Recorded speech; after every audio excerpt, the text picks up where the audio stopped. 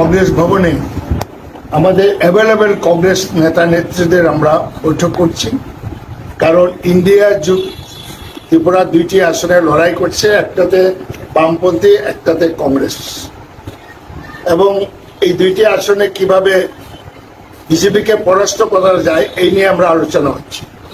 BJP কিন্তু ভীত সন্ত্রস্ত, কারণ গত বিধানসভা নির্বাচনে বিজেপি মাত্র 39% ভোট পাইছে, কংগ্রেস কম সিটে দাঁড়াইলো, আমরা 39%, সমান সমান।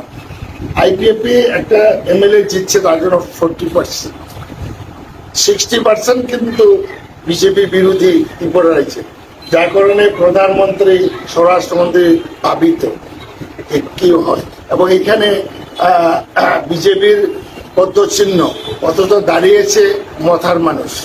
এটা তো বিজেপির মধ্যে বিরাট বিভ্রান্ত আছে, আর বিভ্রান্ত আছে মথার মধ্যে, মথার পরিবার।